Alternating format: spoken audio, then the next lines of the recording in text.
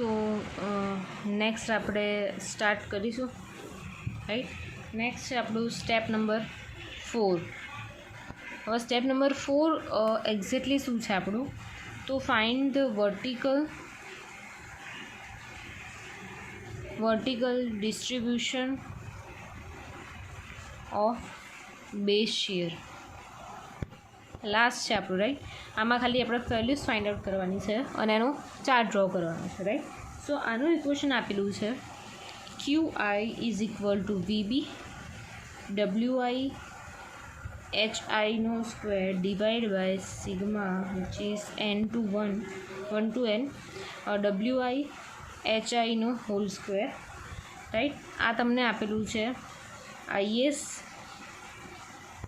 1893/2002 page number 24 અને close છે 7.7.1, right. તો આપણે આ ઇક્વેશનને આગળ રાખીને ચાલીશું. તો અહીંયા સપોઝ આપણે એક ચાર્ટ ડ્રો કરીએ, રાઈટ. તો આ ચાર્ટમાં પહેલાં આપણે આવશે ફ્લો લેવલ લઈશું પહેલાં. તો અહીંયા પહેલાં મૂકી દઈએ ફ્લોર લેવલ, રાઈટ. ફ્લોર લેવલનું એક થઈ ગયું ખાનું. પછી આવશે WI જે કિલોમીટરમાં હશે તમારો, બરાબર. પછી છે HI હાઇટ અલગ અલગ ફ્લોરની હાઇટ એ મીટરમાં હશે. પછી છે આપણે અહીંયા જોવાનું કે શું જોઈએ, WI HI સ્ક્વેર જોઈએ, રાઈટ. તો અહીંયા શું આવશે WI HI સ્ક્વેર. નેક્સ્ટ શું આવશે તો કે આખું ઇક્વેશન, તો કે WI HI square divide by sigma WI HI square. આની વેલ્યુ અહીંયા આવશે.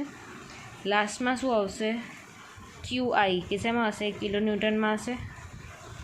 એ કયું QI તો કે આ ઇક્વેશનમાં આન્સર મૂકીશું એ. અને લાસ્ટમાં આવશે શિયર ફોર્સ VI ઇન્ડિકેટ થાય ને એને કિલો ન્યૂટનમાં પડે.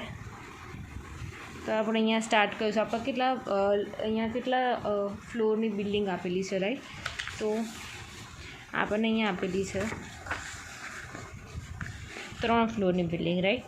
તો આના પરથી આપણે અહીંયા લખવાનું સ્ટાર્ટ કરીશું. પહેલાં ખાના પાડી દઈશું 3rd ફ્લોર માટેનું, 2nd ફ્લોર અને 1st ફ્લોર, રાઈટ. નીચે બધાના સમેશન આવશે. તો પહેલાં WI લઈ લઈએ. ફર્સ્ટ WI કેટલું છે આપણું, તો WI શું થશે તો એનું વેઇટ, બરાબર, પર્ટિક્યુલર.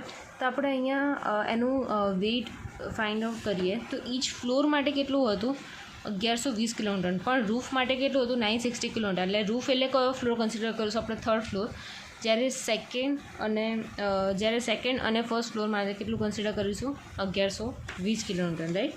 અહીંયા લખી દઈશું રૂફ છે એટલે 960 અને સેકન્ડ ફ્લોર અને ફર્સ્ટ ફ્લોર માટે થશે 1120 કિલોન્યુટન, રાઈટ. બીજું છે HI મતલબ હાઇટ. હવે હાઇટમાં જોઈએ તો આ 3rd ફ્લોર માટે હાઇટ કેટલી હશે, એટલે કે 3rd ફ્લોર અહીંયા હશે. તો ટોટલ હાઇટ કેટલી છે 3 + 3 +3, રાઈટ. તો અહીંયા શું આવશે 9 મીટરની હાઇટ. સેકન્ડ ફ્લોર માટે કહીએ, આ સેકન્ડ ફ્લોર માટે કહીએ તો 3 + 3 કેટલી આવશે અહીંયા 6. અને ફર્સ્ટ ફ્લોર માટે કહીએ તો કેટલું આવશે અહીંયા 3, રાઈટ. હવે સિમ્પલી આવેનું WI એટલે 960 × HI સ્ક્વેર એટલે 9 સ્ક્વેર એનું મલ્ટિપ્લિકેશન કરશો તો તમને અહીંયા આન્સર મળશે 77,760. એવી જ રીતે આનો કરશો તો તમને મળશે 40,320. એવી જ રીતે આનો કરશો તમને મળશે 10,080, રાઈટ. નેક્સ્ટ છે તમારું અહીંયા બીજું કે આપણે શું જોઈએ છે summation of this total equation, right. તો આપણે સિગ્મા WI HI સ્ક્વેર કરીશું. તો આ ત્રણેયનો કેવો કરવાનો સમેશન કરીશું. તો અહીંયા આન્સર શું આવશે 12,81,60, રાઈટ. 1,28,160. હવે આપણને અહીંયા ખબર છે અહીંયા શું કરવાનું કીધું છે તો કે આ suppose WI HI square, suppose આ સંખ્યા ડિવાઈડ બાય એનું સમેશન એટલે આર્યો. સેકન્ડમાં શું આવશે તો કે આ જે રકમ આપી છે ડિવાઈડ બાય એનું સમેશન. અહીંયા શું આવશે તો કે થર્ડ જે વેલ્યુ આપી છે એ ડિવાઈડ બાય એનું સમેશન. તે કરશો તમને અહીંયા આન્સર મળશે 0.606 0.315 0.079 રાઈટ. હવે ક્યુઆઈનું ઇક્વેશન તમને અહીંયા ખબર છે તો કે આખું ઇક્વેશન મલ્ટીપ્લાય બાય વીબી ક્યાં છે તો કે આ જો આપણે જે લાસ્ટમાં ફાઇન્ડ આઉટ કર્યું તો આ જે દરેક જે અહીંયા આપેલી છે સંખ્યા એના મલ્ટીપ્લાય બાય શું થશે 288. તો એને મલ્ટીપ્લાય કરશો તો તમને અહીંયા આન્સર મળશે 174.53 90.72 અને 22.72. તો સિગ્મા ક્યુઆઈ કેટલો થઈ જશે આપણો 288 કિલો ન્યૂટન રાઈટ.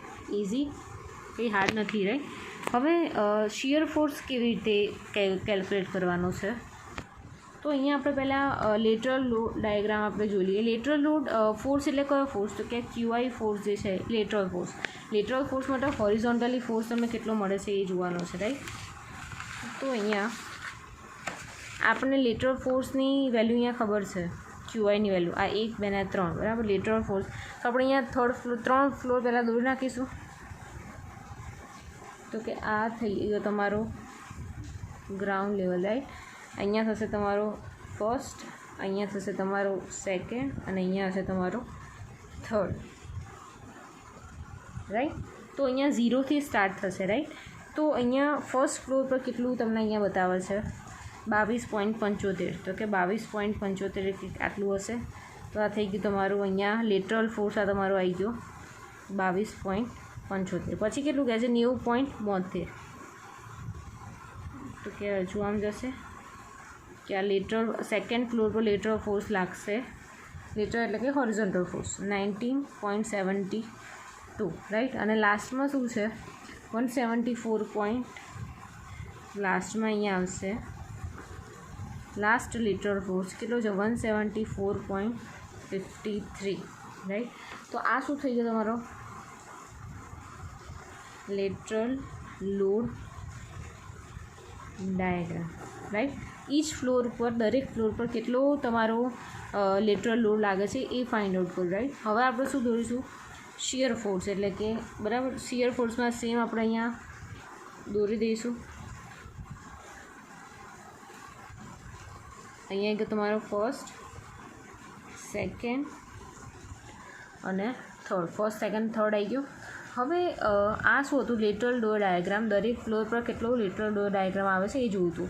શિયર ફોર્સની વાત કરીએ તો શિયર ફોર્સમાં શું હોય કે દરેક ફ્લોર એકબીજા પર શું કરે રેસ્ટ કરે છે રાઈટ. તો ફર્સ્ટ ફ્લોર પર વજન લાગતું હશે સપોઝ અહીંયા થર્ડ ફ્લોરથી સ્ટાર્ટ કરીએ તો થર્ડ ફ્લોરનું જે વેઇટ હશે એની પર લાગશે સેકન્ડ ફ્લોર પર લાગશે. હવે થર્ડ ફ્લોર અને સેકન્ડ ફ્લોર બંનેનું વેઇટ એની પર લાગશે ફર્સ્ટ ફ્લોર પર. અને ગ્રાઉન્ડ ફ્લોર પર થર્ડ સેકન્ડ અને ફર્સ્ટ ત્રણે ફ્લોરનો કેવું લોડ લાગશે ગ્રાઉન્ડ પર રાઈટ. તો આમાં કેવું હતું કે ધીમે ધીમે એ લોડ છે ને પર ફ્લોર વધતો જતો હતો રાઈટ. અહીંયા શું હશે કે થર્ડ ફ્લોર પર એનો શિયર ફોર્સ કેવો હશે મિનિમમ. પછી એનો શિયર ફોર્સ જેમ ફ્લોર ઓછા થતા જશે એમ એનો ફોર્સ વધતો જશે રાઈટ. કારણ કે ગ્રાઉન્ડ ફ્લોર પર સૌથી વધારે એનો શિયર ફોર્સ હશે રાઈટ. તો થર્ડ ફ્લોર પર આપણો અહીંયા ફોર્સ છે 174.53 રાઈટ. જ્યારે સેકન્ડ પર આવશે તો થર્ડનો તો લાગશે જ પણ સેકન્ડનો પોતાનો બી લાગશે. તો કેટલો થશે 174.53 પ્લસ 19.72. તો અહીંયા થશે 265.25 કિલોન્યુટન રાઈટ. તો જ્યારે ફર્સ્ટ પર આવશે તો કેટલું લાગશે થર્ડ સેકન્ડ અને ફર્સ્ટ ત્રણનું સબમિશન કરશું તો આપણને અહીંયા આન્સર મળશે 288 કિલોન્યુટન રાઈટ. તો આ શું થઈ ગયું તમારો shear force diagram right. Easy છે. હવે આ જે વેલ્યુ આવી એ આપણે અહીંયા પુટઅપ કરી નાખીશું. ફર્સ્ટ એઝ ઇટ ઇઝ રહેશે 174.53 265.25 અને 288 રાઈટ. સો ઇઝી હતો સમ. 4 સ્ટેપમાં આપણે તમારો એક્ઝામ્પલ કમ્પ્લીટ કર્યું છે. હવે જો આ એક્ઝામ્પલમાં તમને ના ખબર પડી હોય તો તમે મને કહી શકો છો રાઈટ કે કોઈ કેલ્ક્યુલેશન એવું છે યા તો ડાયાગ્રામમાં ખબર ના પડી હોય યા તો પછી આગળના એક્ઝામ્પલ જે આ કેલ્ક્યુલેટ કરાય એ એક્ઝામ્પલ ના ખબર પડી કરી હોય તો મને કહેજો. આમાં ખાસ એ ધ્યાન રાખવાનું છે કે દરેક સ્ટેપમાં જ્યાંથી તમે જે બી કોડમાંથી તમે ઇક્વેશન લો છો તો એ ઇક્વેશન તમારા કયા કોડમાં, કયા ક્લોઝ નંબરમાં અને કયા પેજ નંબરમાં આપેલું છે એ મેન્શન કરવું કમ્પલસરી છે. જો તમે નહીં કરો તો તમને માર્ક્સ આપશે નહીં, રાઈટ. આ ઓલરેડી 14 માર્કનો પૂછાય છે સમ આખો, રાઈટ. તો તમે જો આ કમ્પ્લીટ નહીં કરો તો તમને અડધા માર્ક આપી દેશે, 7 માર્ક્સમાં પતાવી દેશે, રાઈટ. તો એ ભૂલ ના થવી જોઈએ, રાઈટ. તો ઇફ તમને જો આ એક્ઝામ્પલમાં ખબર ના પડી હોય તો કહેજો.